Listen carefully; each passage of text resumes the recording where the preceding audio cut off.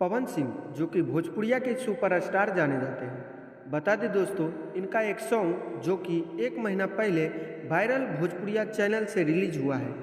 ताके करे सटल बाटी कुलियाए राजा कहा खा के किरिया हमार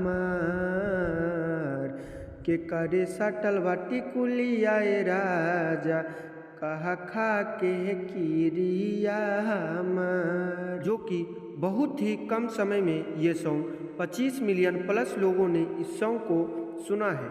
इस सॉन्ग को अपने हाथों से सजाने वाले राइटर रोशन सिंह विश्वासी और म्यूजिक डायरेक्टर प्रियांशु सिंह है, जो कि पवन सिंह जी का हर सॉन्ग में इन्हीं का म्यूजिक रहता है।